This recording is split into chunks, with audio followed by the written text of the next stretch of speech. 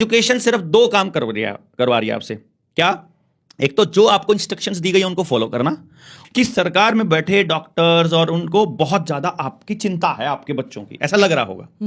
आपका बच्चा पैदा होना है, उससे पहले सरकार में बैठा आदमी कह रहा है मुझे तुम्हारे बच्चे की इतनी चिंता है कि प्रेगनेंसी में तुम्हें रजिस्ट्रेशन कराना पड़ेगा, प्रेगनेंसी में तुमको ये टीके लगाने पड़ेंगे, ये दवाएं लेनी पड़ेंगी। और जब प्रेगनेंसी पूरी होती है और जब बच्चे का जन्म होता है तो उसके जन्म के बाद इस हफ्ते में ये टीका लगाना है, इस हफ्ते में ये टीका लगाना है।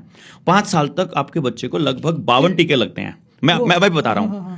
मतलब आपको ऐसा लग रहा होगा सरकार का एक्टिवनेस को देख करके, एक्टिविटीज को देख के, कि सरकार में बैठे डॉक्टर्स और उनको बहुत ज्यादा आपकी चिंता है आपके बच्चों की, ऐसा लग रहा होगा।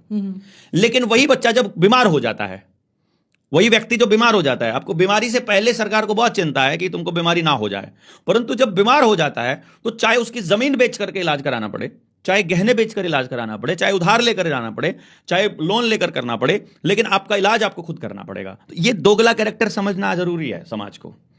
फिर जो शिक्षा है, शिक्षा का काम क्या है? बच्चे को जीवन के लिए तैयार करना।